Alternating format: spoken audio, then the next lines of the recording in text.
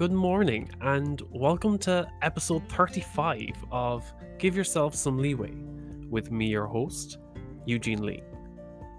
I really hope you had a great Easter break and that you took time to yourself, to go for a walk, practice some self care.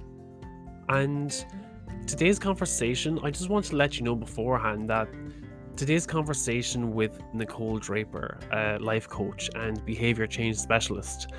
One thing that caught my eye during this conversation was how Nicole had this very unique opportunity to work in a very specific role in healthcare. And it really made me think, why was this such a unique opportunity? Who came up with this role, which should really be a vocation that should be in every company? And who do I need to have a conversation with to make this happen?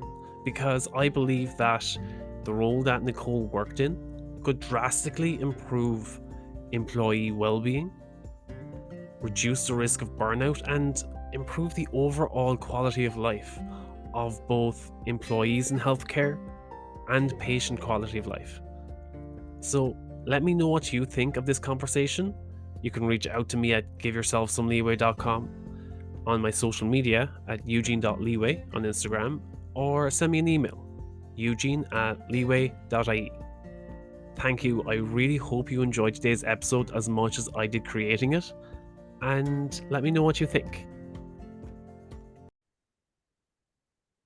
So, Nicole, one thing that I always like to start with when it's with coaches is that there seems to be this pattern where we have this moment of realization, a rock bottom or a turning point or a moment of realization that we need to change something in our lives. And it leads us to a journey of either self-discovery, growth and development.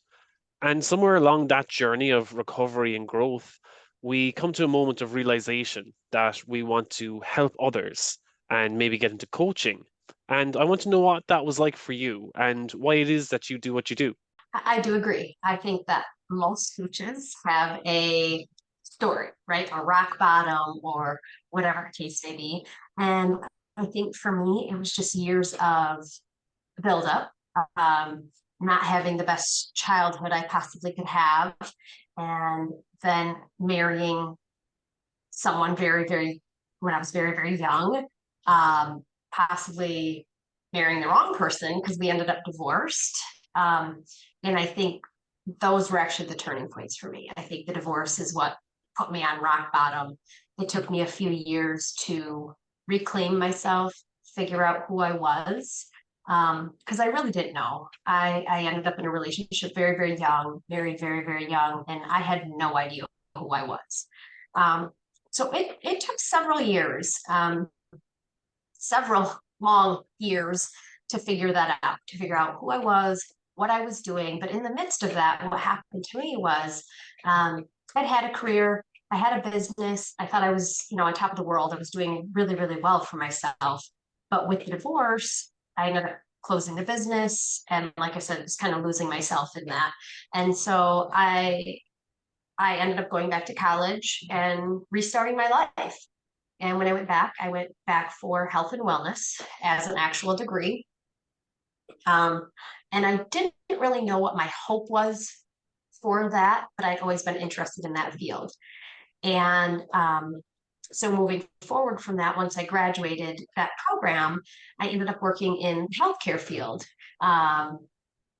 So that's actually how I was brought to where I am today. I was working in the healthcare field and still not feeling like it was what I really, really, truly wanted.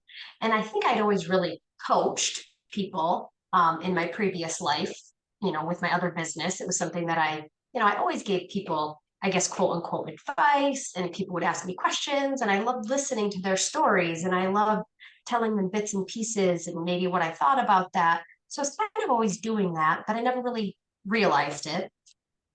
And then jumping into healthcare, uh, I I went through the pandemic, and so there was this big shift in a lot of things that happened in the healthcare world. A lot of people went through a burnout phase. A lot of people ended up quitting. They were shoving people through nursing school just to get some nurses on the floor.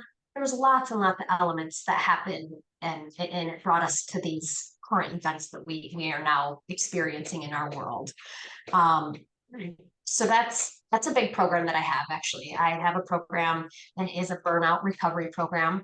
I have done seminars in hospitals and nursing homes and different healthcare facilities for that specifically.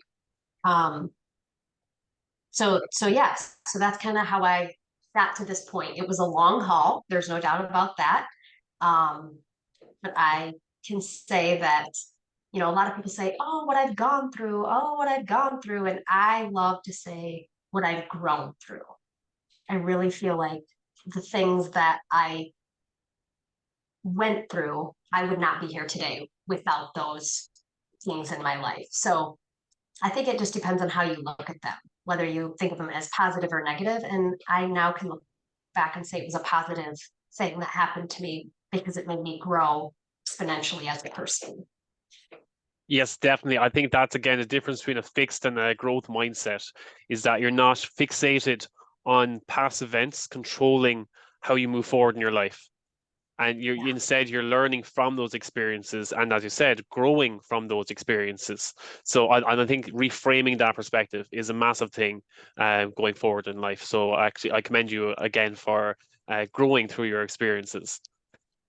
Yeah, thanks. It definitely, like I said, it brought me to where I am and who I am today, and I wouldn't have it any other way. So when you were working in healthcare, I think a lot of people, when they get into healthcare, it's they have a vocation for helping others. That's what gets them working in healthcare. And Yeah. I think that might be another reason why you got into coaching as well, was because you had that vocation for helping others.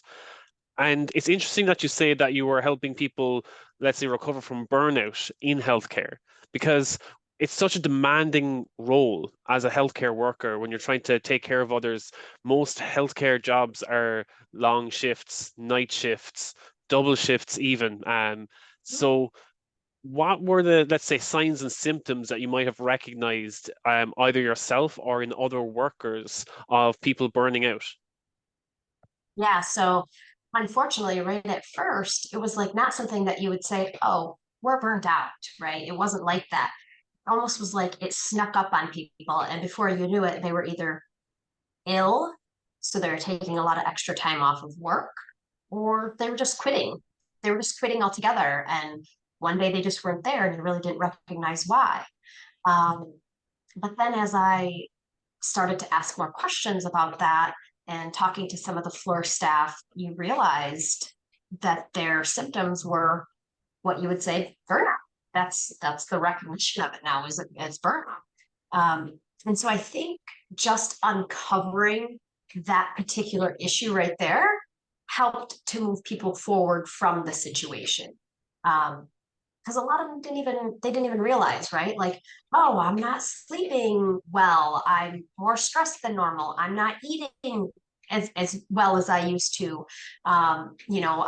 I'm sick. I've been at the doctor more than usual. And those are actually all signs of this burnout, right? Like, sometimes you are depressed. You can't even get out of bed and you're wondering why. Why am I depressed? What's happening to me? Um, so I think there's lots and lots of signs and symptoms. I think they're probably different for everybody. I think the scariest symptoms are the ones that people push under and don't talk about them. I think those are the scary ones because then they're still going to manifest themselves later on. And then that's going to be a severe problem. So, what I like to do for people is actually get in there and talk about it before it happens, right? Addressing it and teaching people how to recognize their symptoms, recognizing what the cause of their stress and anxiety and burnout possibly could be, um, identifying any of the hidden issues that they might have, right? Like some people really have a hard time with work-life balance. Yes, in healthcare, that's it's hard anywhere, right? Again, you've got people that work at home right now because of the pandemic and they never went back to work. So even that is hard as a life work-life balance. That's very hard as well. But inside of a healthcare facility, you are working hours and hours and hours. And at the time of the pandemic, you were watching people die. It wasn't just that you were going to work. These people were dying. You were putting yourself in a situation where you were taking care of these people. You could potentially be sick. You could potentially bringing someone back to your family. And all of that was very, very stressful in the healthcare world. Another thing that you mentioned there is like you're trying to prevent the burnout happening in the first place. But one thing that I find, especially in high stress jobs, let's say like paramedics or in nurses and the likes, and if someone comes forward and says, "Oh, I'm feeling really tired working on my double shift," there's kind of a culture where it's like, "Oh, I've been feeling like that for the past 10 years. To get over yourself." And it's trying to Mhm. overcome that culture that is kind of set in a lot of workers, that they're like, this is a high stress job, deal with it or move on. And it's like, Yeah. how do you address that? How Yeah. do you address that behavior where people are probably in a state of habitual burnout and they just think of it as the nature of the job? So I think that there's different types of people in the world. There are people just like you just said, and they're going to continue to go, and they're going to continue to go, and they're going to continue to go. Even if they don't really recognize that, then they'll say to somebody else, "Oh, just suck it up. This has been my life for the last, 10 years or however long." And you have this new person on the floor, and they're like, "But that's the normal life. Like, why would you do that to yourself?" So some of the newer people that are coming into healthcare don't understand that aspect of it. So unfortunately, for somebody who is, a seasoned healthcare worker, yeah, that is their mentality. And that's completely fine, but it will catch up to them. Um, so a lot of times when I have the seminars, if they're sitting in the room, you can see them, right? You can see their eyes roll, you can see them breathe a little bit differently, and you're just like, yeah, it's fine, you can listen.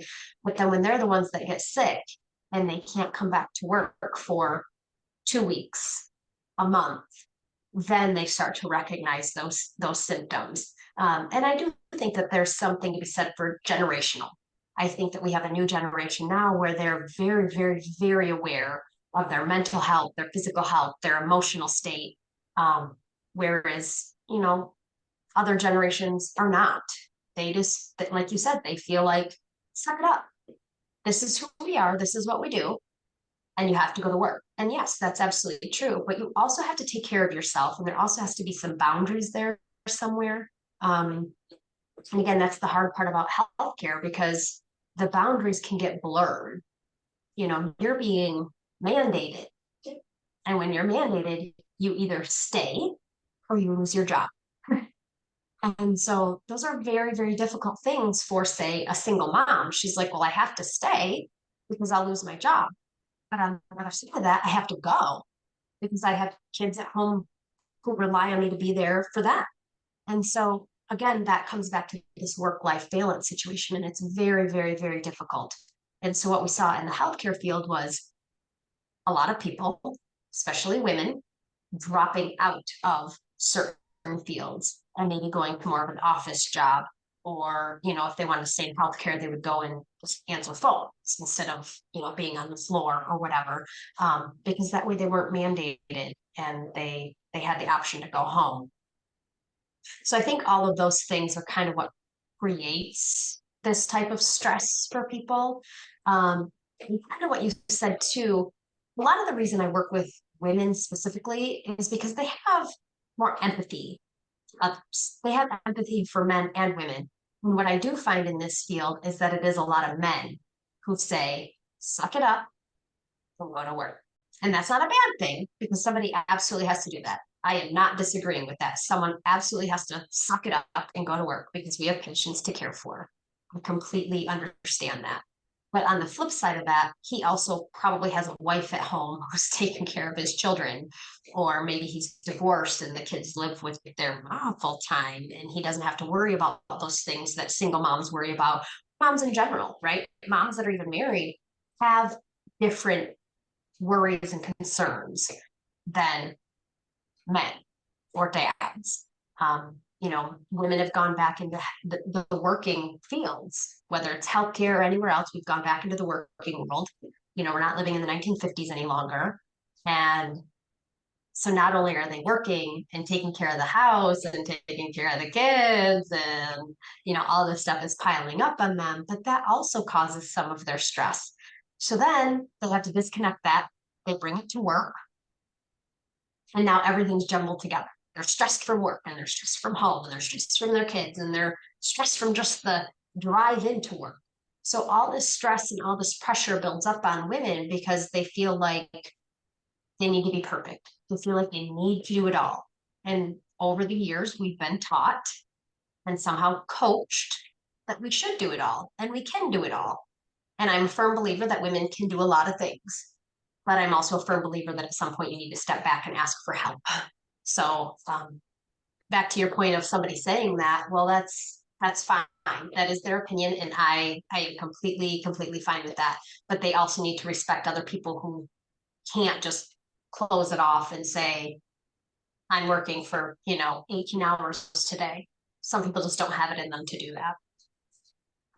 Yeah, I think it's just one of those things that isn't addressed enough, especially when it comes from management, when they can easily turn to someone and say, oh, even though you've been on a 16-hour shift, they're like, suck it up and power through the next 4 hours. Yeah, Uh, it's like you're creating not only a hostile environment between management and employees, but you're putting your own staff at risk because working absolutely.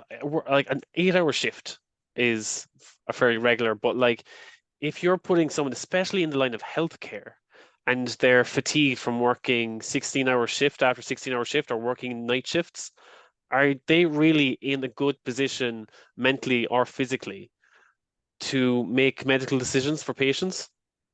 Right. Absolutely not. There's no doubt in my mind. And so, again, if you were a patient and you were coming into a facility, whether it's a nursing home or a hospital, and you have staff that's doing that, you might not even know that until it's too late, right? Like as the patient side of things, healthcare needs to look at the patient. They need to look at the patient care. They need to think of that, right? They need to think of, like you said, the safety of it. Anything can really happen, and then you even go a little step further than that. What about when the employee leaves and drives home? Is that safe? No, probably not. And then when they get home, can they take care of their family? No, probably not. Right. So there's this whole there's all these encompassing issues with that. One thing I will say that I think came out of the pandemic, yes, workers, healthcare workers especially, had been mandated more than ever. But what we also saw happen was that they could just quit and go somewhere else that had, there's no mandating here. Come aboard. We'll take care of you, right? You might get paid the same, but now you're not mandated. You might even get paid 50 cents more, or whatever the case may be. But that's actually what was happening. So it was this really vicious cycle in the healthcare world where you have, say, 5 nurses at one time jump over to another healthcare facility, whether that be a hospital or a nursing home or whatever. And that's great for the place that they went. They have 5 extra people now. But what happened is in this other facility, they're 5 people short. So the rest of the employees that are left have to pick up that slack. So now their 16-hour shifts have just gotten longer, right? If everybody picks up 1 hour of those, that's still a lot. And then you have the aspect of, well, now I'm sick. Okay, now you're down one more employee. So it's this big vicious cycle that continues and continues and continues to happen. And we've seen an influx of employees in all healthcare facilities. It is getting better. It's getting better. Um, there's still a shortage. And I think, yes, it's getting better, but at the same time, there's a shortage because some of the people that left will never come back. They have found something else to do and it's not as demanding, and they really love that. Yeah, I think one aspect of what you covered there I could resonate with I was when I first started my burnout recovery journey and I had to take time off work. One of the things that kind of hindered me in a way was that feeling of guilt and shame that by me taking time off work, um, I was creating work for my work colleagues, that they had to pick up the slack when I was out of work.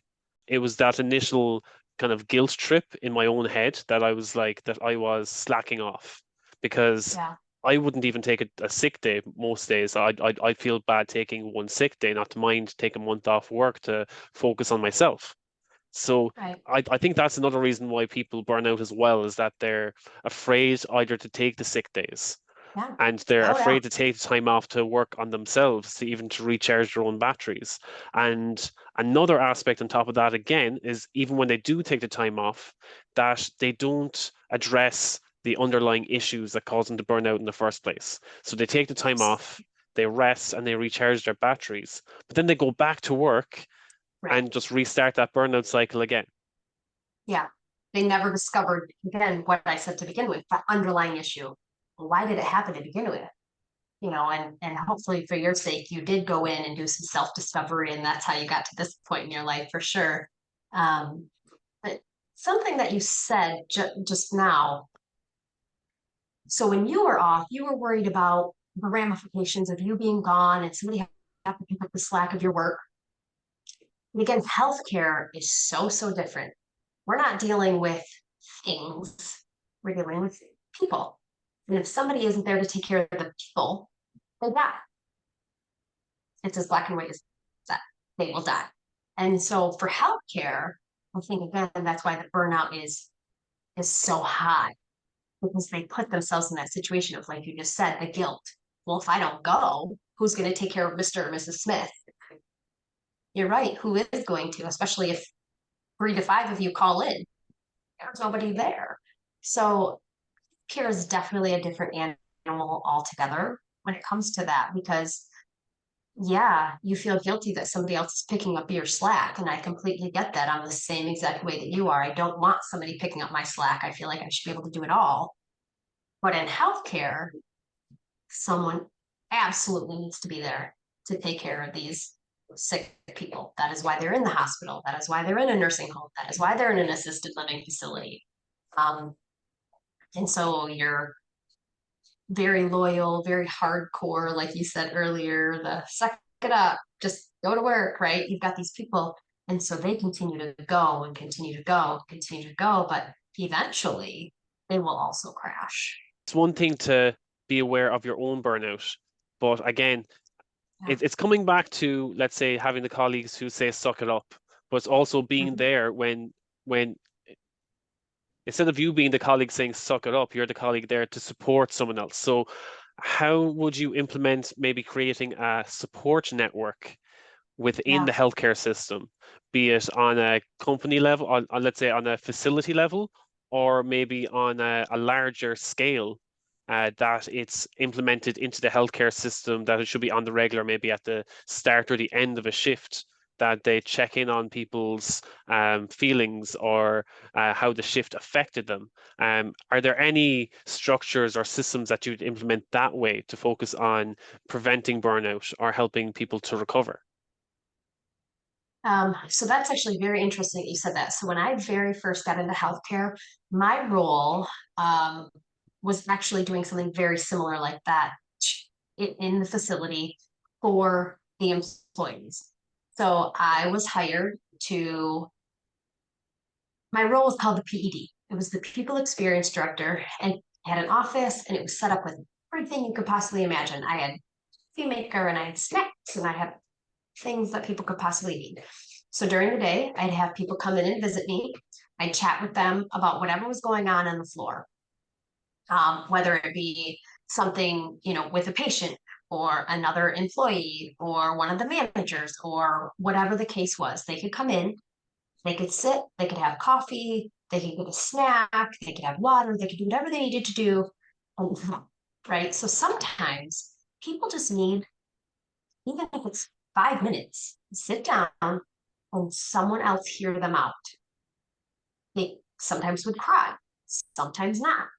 When they did that, if they were with me, whether it's 5 minutes or 30 minutes, they would feel better just going back out on the floor. And to me, that was an incredible, incredible role. That's actually why I took the role. That's how I got into healthcare to begin with, because I felt like that was such a powerful role for someone to take on, to be able to help these employees when they needed it. And so I kind of took it to the next level. I obviously was a, basic 9 to 5 employee, whatever. But there were days where I would go in really, really early because in healthcare, not everybody goes home 5 o'clock at night, right? You've got a second shift, you've got a third shift. They're always there. And so I would go in really, really early in the morning and I would make people breakfast or for our night shifts, that would be their breakfast and somebody else's dinner or whatever. So I would go in and I would cook for everybody and I would, bring them amazing things just so that they felt like they were heard. Um, that was the best role I've ever had in healthcare for sure. And so unfortunately, that program did end, and I jumped into my role that I previously had, which was business development, hospital liaison, going into the hospitals, visiting patients. So it was still really meaningful and great, but it wasn't quite the same, right? You were no longer with the employees. You were no longer making sure that they were okay during the day. And so where I was going with that is there's a company out there that has the means to hire somebody just for their employees, they should. There should be somebody there for the employees, even if it's not a full-time employee, right? Even if somebody just wanted a part-time job and they were there 2 or 3 days a week or whatever, just someone they could come in and count on to know that they could talk to them. Everything was confidential, unless, of course, it was, they were in some other need and they were going to hurt themselves, and then you had to report it, of course. But I kept notes on everything. That's how we measured our metrics about how busy we were with that program and the things that were going on and the things that people were reporting back. We kept track of all of that stuff. Um, and so if if a business could just implement something like that, and I know every company has an HR. HR is way too busy to have people come into their office and sit for 20 minutes and vent. They don't want it. I've never met an HR person who could actually handle that. Um, I know that most companies, and maybe the company that you were with when you had to take some time off, they have different EAP programs. They have different things for employees, and so HR might say, "Well, here, reach out to this person," but it is not the same, right? It is not a personal contact. They do not know each other, and so again, just a face in the building that they've seen, that they recognize, that they get comfortable with. It means a lot to them to have them there just to say, "Oh, Nicole, can I talk to you for 5 minutes?" "Yeah, absolutely. What's up? Like, let's talk about this." Right. And then you can work through it with them. And maybe it wasn't even a big deal at all. It's just because they had so much other going on. It just snowballed into this thing that never really was. Um, so again, if a company could just have somebody there for someone, it does make all the difference. I actually love how you had that job that gave you the opportunity to go above and beyond. Like it seems like Yeah. such an exceptional role.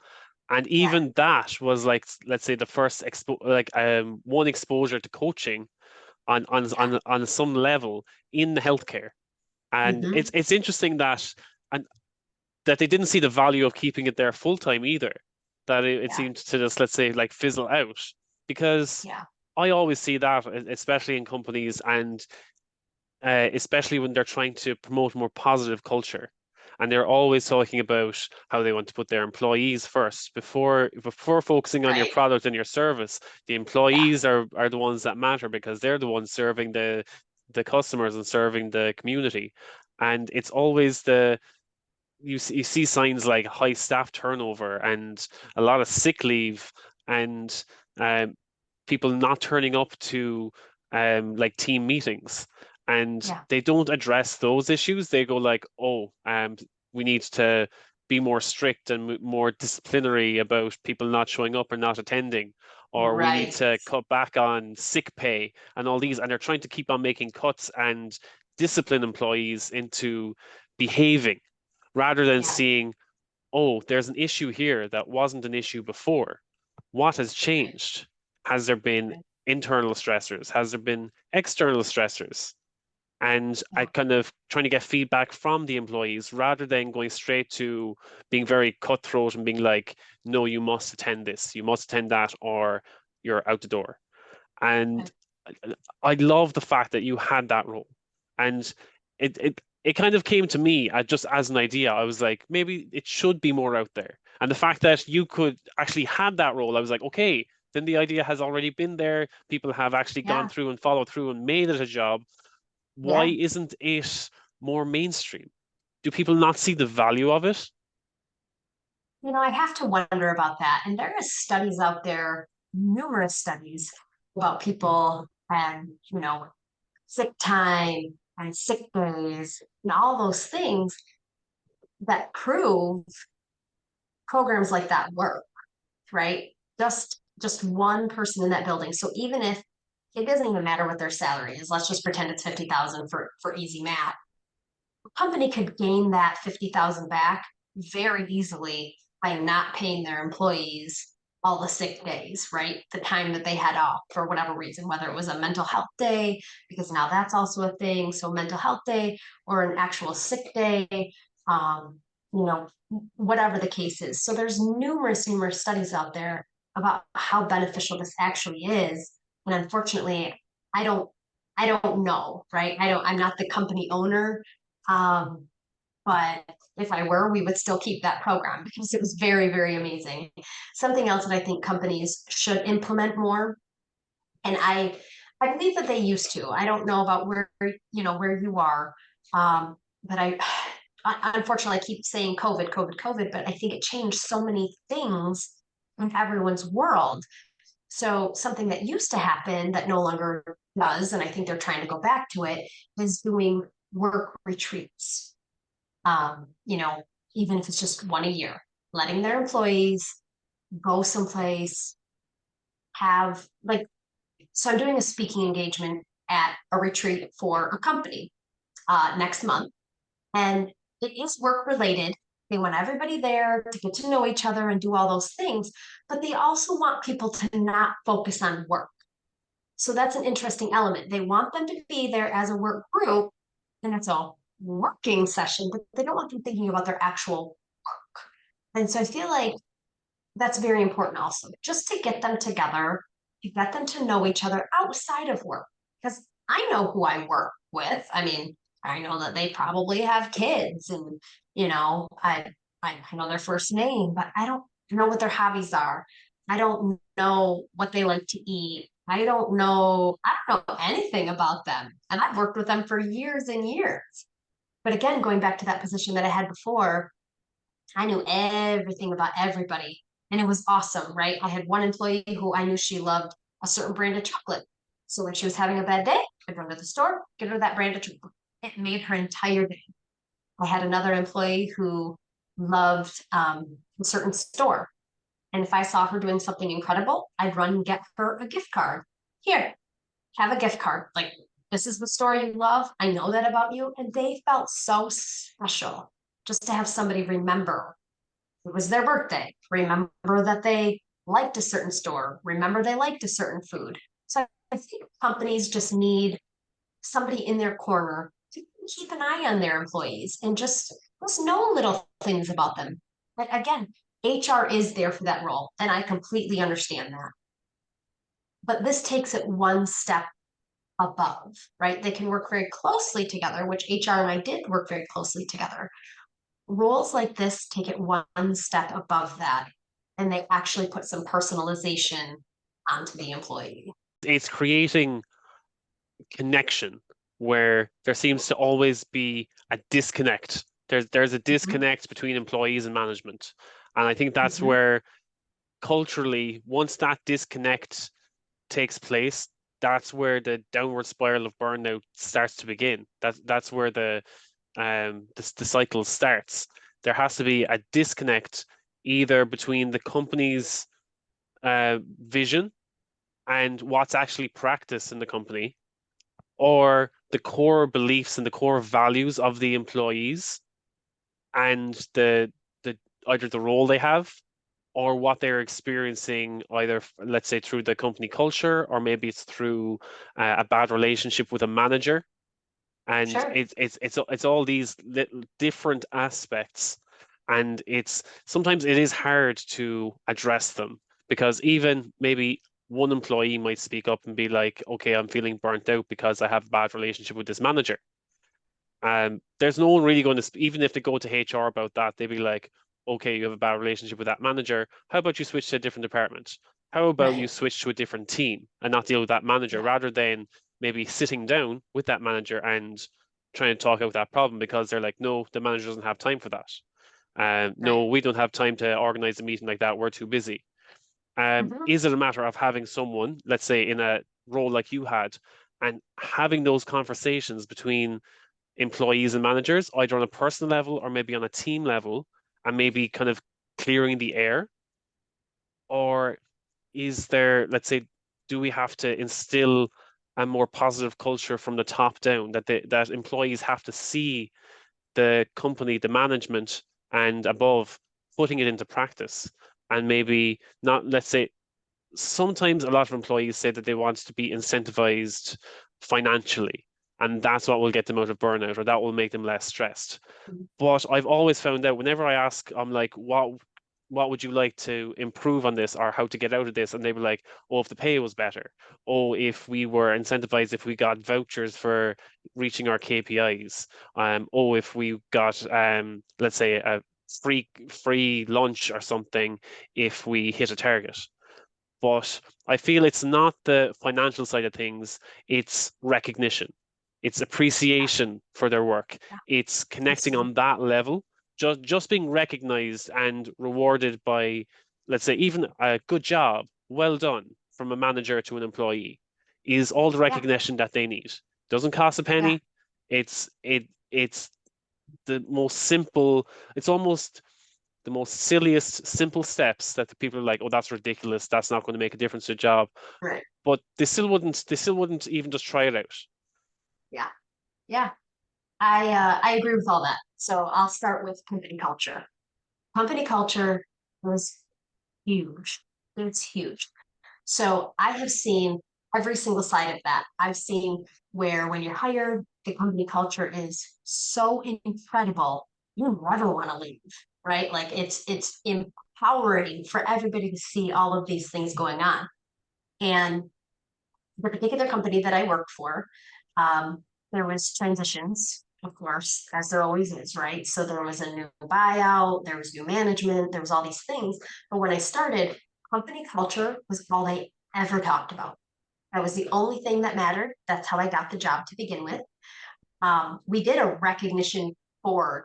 We had managers on the floor, giving kudos to floor staff saying, hey, that was awesome. Thanks for helping out, so and so.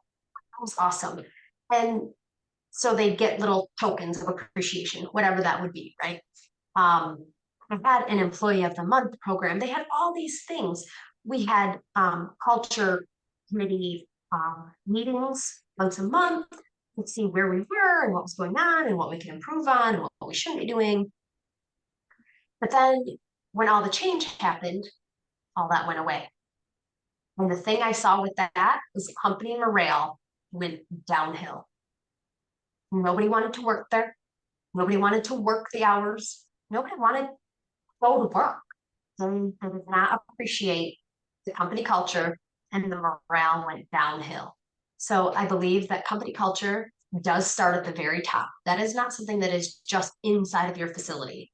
I think that that starts at the very top of any company. And so again, you have people like you said to begin with, they're like, just suck it up, go to work, blah, blah, blah. Well, that's good. We all need those people in the world too. There's nothing wrong with that. Maybe they fit in a different company someplace else, right? And the people who appreciate good company culture and who need to have a pat on the back once in a while, they belong in these other companies. So I think that there's someplace for every single person, but I also believe that the people with good company cultures have better staffing, better morale, less sick time, less call-ins, more staffing, and it doesn't come down to money. It's never come down to money. Have I had people in my office say, a raise? Yeah, absolutely. But all I could do was tell them, I'm sorry that I don't do that, right? Like, I don't give you a raise. I can give you a piece of chocolate, but I don't give you a raise. And so what I found was the people who would say that to me, they ended up leaving anyways. There was nothing that you could do for them short of giving them an extra $100 an hour or whatever, right? Whatever they thought that they were worth at the time, they were going to leave anyways. And what they did is they just jumped from company to company to company to company, looking for that extra job. I've had employees come to me, they've never, ever, ever said anything about money. Not ever. They're like, no, I get a fair wage. I'm fine with that. I just wish this manager would listen to me more. Or, I wish this policy were different. Those employees were long-term employees and they've stayed and stayed and stayed. But again, it comes back to morale and culture. It's not about money. You have some people who are constantly searching. They think that money it will solve everything, and Yeah. it's kind of like a very hedonistic approach that they feel that they're trying to fill that gap that they haven't hit the salary that they deserve. And no matter how much you pay them an extra 100, 200, maybe even $1,000 an hour, they're still not going to be happy at the end of the day. They're constantly searching for that higher level because they feel that that's going to fill the gap or where they're not aligned with what they're doing. I think it always seems to come back to alignment. If it's not aligned with your passion, Absolutely. your purpose, and your Yeah. core beliefs and values, then Yeah. it doesn't matter how much they pay you, it's never going to satisfy you. Because even if you were paying someone almost 1 million for that job, they're still going to leave as soon as they have enough in the bank, they're going to leave that job. Doesn't matter how much Yeah. you pay them. Yeah. And then again, when it comes back to the long-term employees who just want to be recognized, they just want to be heard. And Yeah. a lot of what I've experienced is people saying that the way they're treated by management is that they're being told that they're being paid from the neck down. Yeah. And it's like they're not being paid to think, they're not being paid to give their Mm-hmm. opinion on the work that they do. If Mm-hmm. they say that there's a better way of doing this that could save 8 to 10 hours per shift, Right. we could automate this. Especially when it comes to desk work, they're like, look, we could set up an AI and automate this, and it'll give us more Right. time for breaks. It'll give us more time to focus on patients. They'd be like, no, no, that's your job. Just stick with it. I don't Yep. care. I don't have the time Yep. for you to talk about this AI stuff. Just stick with it. It's very old-fashioned, and in a Mm-hmm. way, it creates a very stagnant work environment. And again, that Absolutely. person who's coming up with that, being innovative, creative, and wants the company to grow, and they're being dismissed, they're going to take those innovative and creative ideas elsewhere. Yeah. They're going And to then take they're them to a going, yeah, company who's willing to listen. exactly. And then they're going to be Mm-hmm. wondering why the company is falling behind. They're going to be Right. bringing in people out of house, getting out of house Yeah. counseling, when they have people with first-hand experience working in the company for years who Right. can tell them from their own experience and from their own passion and purpose working in the company, and that they want to stay there long term, and they're dismissed. Yeah. Yeah. So something that you just said kind of resonates. I always say if you're not growing, you're dying. And that does not matter if you're a large company or a small company. If you're not growing, you're dying. You absolutely always have to be thinking of like, what's ahead? What's ahead? Just like you were saying, the AI. Well, I'm gonna think, old-fashioned ways or whatever. And I don't do anything with AI. Will I eventually? I hope so. Like it's just I'm not there yet. But again, if you stay in that old school thinking, another company is going to do it and we're going to be out. That's just the way it is. Um, Something else that I love, love, love to share with my clients and my listeners, and you said this and it made me think of it. You have to have the passion for whatever you are doing, right? I clearly love serving people. I love helping them get through something, and I believe that you do as well. But whatever your passion is, if it makes you have a fire in your belly and it makes you want to get out of bed in the morning and go do whatever it is that you love doing, that's the thing you do. So I have clients who are like, I don't know. I don't know what I'm supposed to be doing. And I'm like, okay, well, you need to know who you are.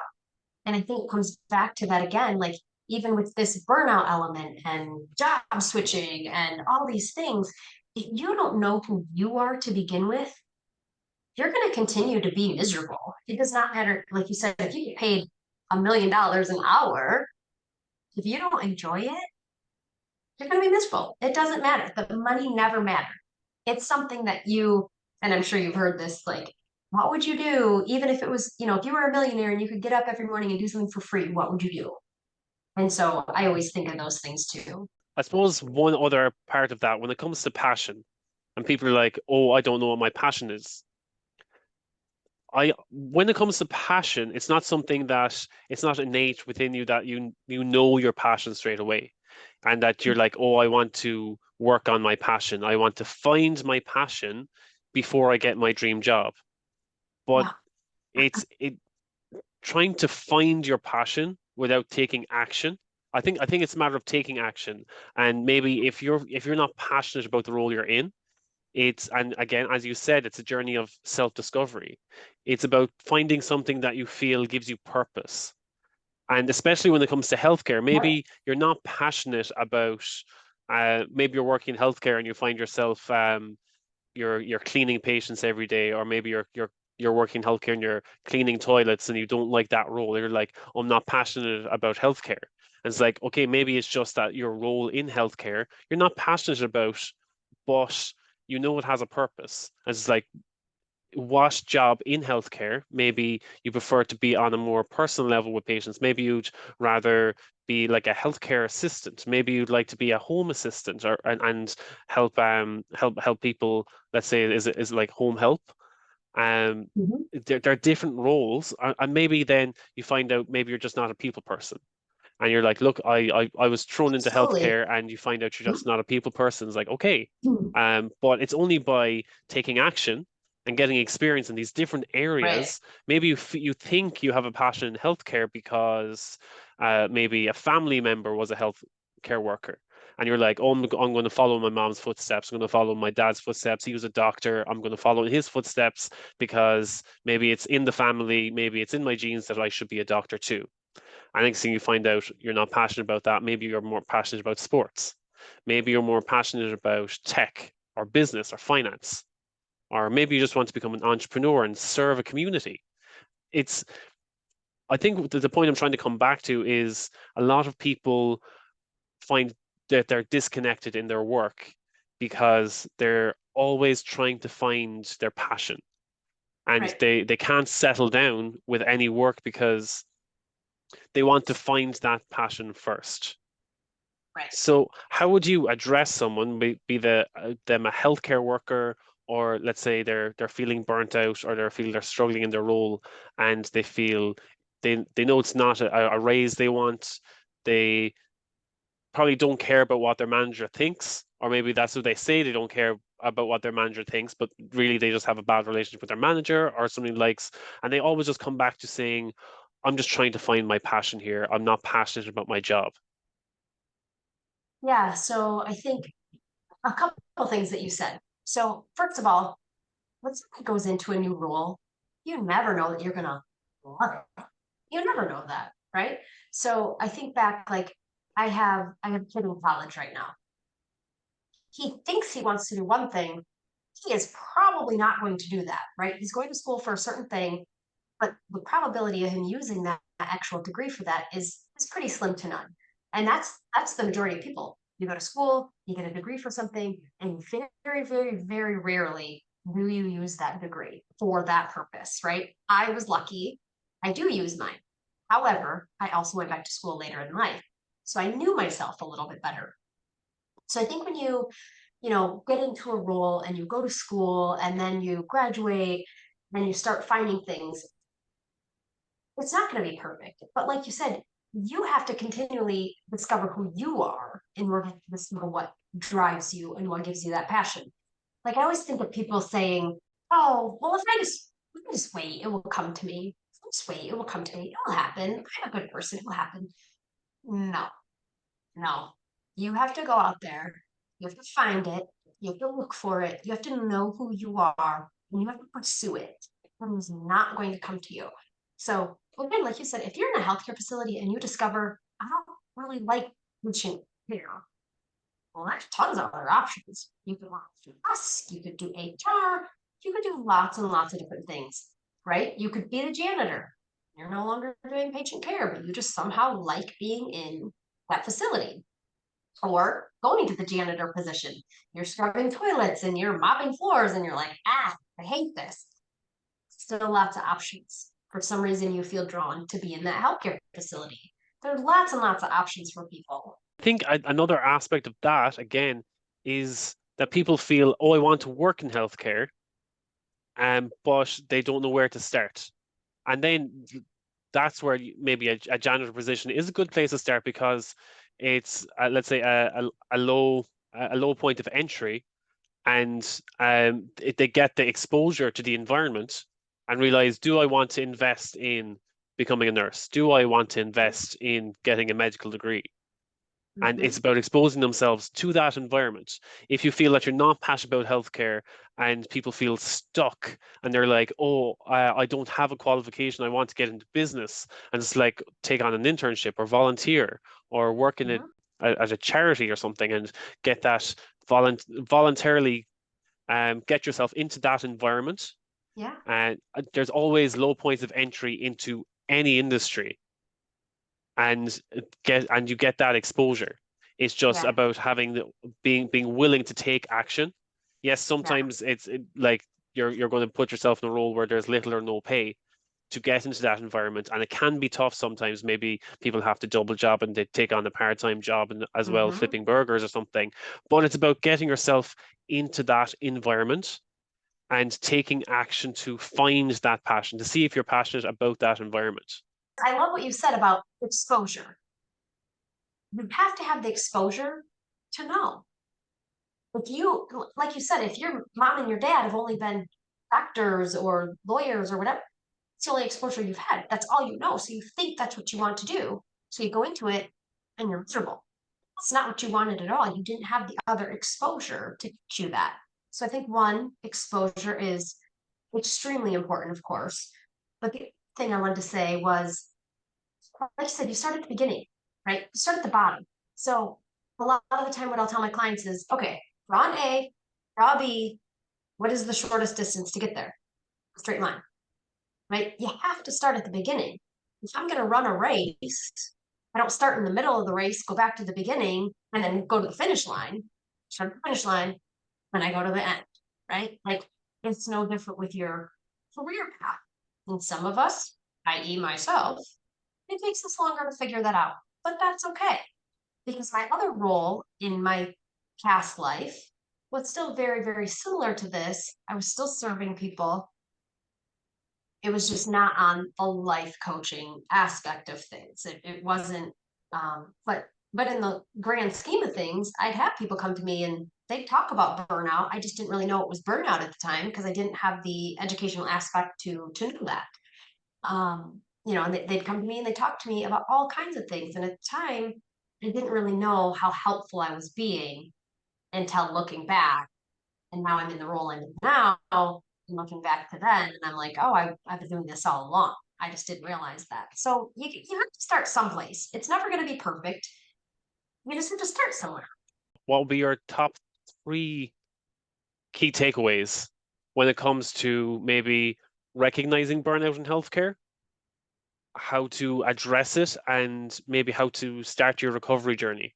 So I think the top three to just identify it is, you know, listening, right? Listen to your own gut. What is it telling you? Are you having a hard time getting out of bed to go to work?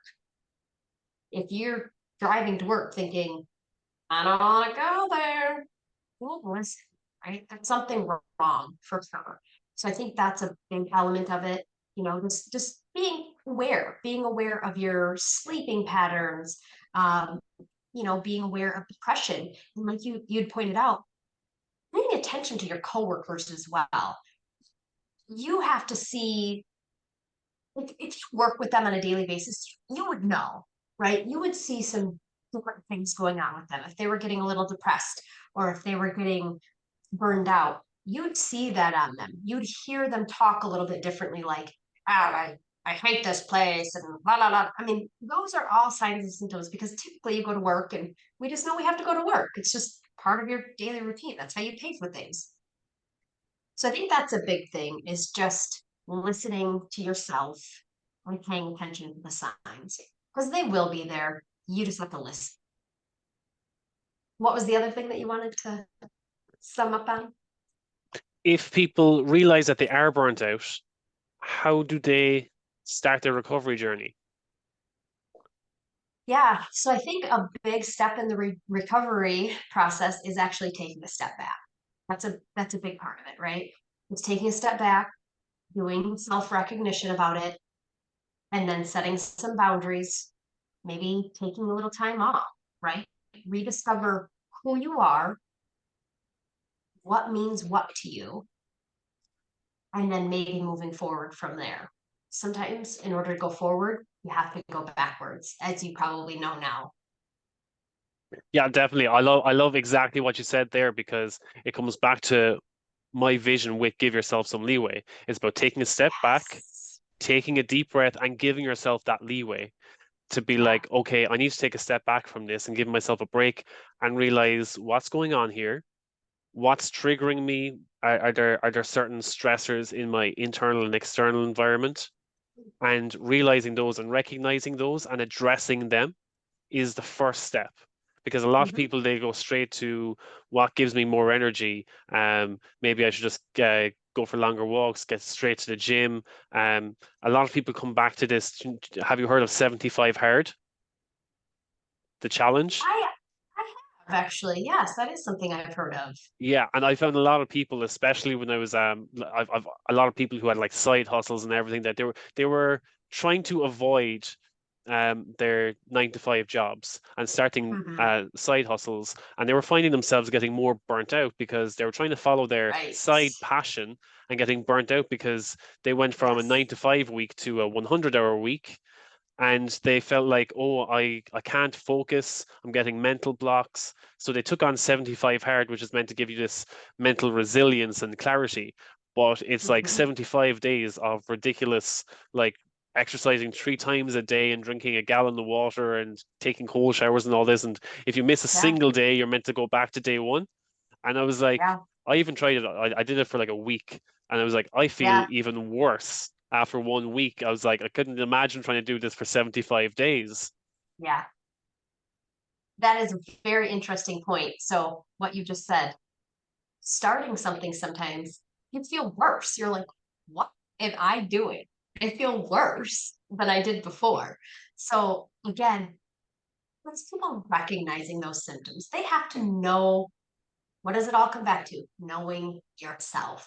You have to know that. You have to see that. You have to recognize it in yourself. And if you feel like something is off, you have to change it. You cannot keep pushing through that. You absolutely have to change it. And it could just be like the tiniest little dial change. It doesn't have to be a whole career shift, right? It's just taking that step back and looking at it from a different angle and recognizing what's actually going on. Because I think so many of us do. We push through it and we're like, I'll be okay. I'm going to do this instead and I'm going to keep going forward when really you just need to, okay, let me look at it from this angle. Like now I'm looking in instead of being in and see it completely differently. So, if anyone wants to get in touch with you, Nicole, what's Yeah. the best way for them to find you? Yeah, so I have a Facebook page, DL Health and Wellness Consulting. I have a website, DL Health and Wellness Consulting.coach. They can definitely find me there. Those are probably the two best ways for sure to get a hold of me. Brilliant, brilliant. And again, thank you, Nicole, for joining the show. It was great having you Yeah. on, and it was definitely a great insight into burnout in healthcare. Yeah. Well, thank you so much for having me today. I really appreciate that. I hope you enjoyed today's episode, and if you did, Could you take a moment to leave a 5-star rating on Spotify? Because it really helps to improve the rating of the show, so that it's more easily found by others who might enjoy the show just as much as you.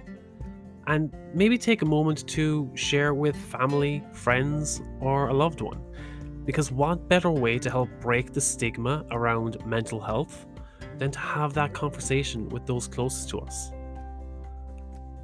As always, reach out to me at giveyourselfsomeleeway.com, on social media, eugene.leeway, or shoot me an email, eugene@leeway.ie, because even though Give Yourself Some Leeway is like an outlet for me, I also want to give the highest value to you, my listeners. So I really depend on your feedback. Let me know what you like, what you don't like, what you'd like to hear more about. So until I hear from you, take care of yourself. Maybe have a glass of water, crack a smile, and think of a way to prioritize your own self-care. So until next time, take care.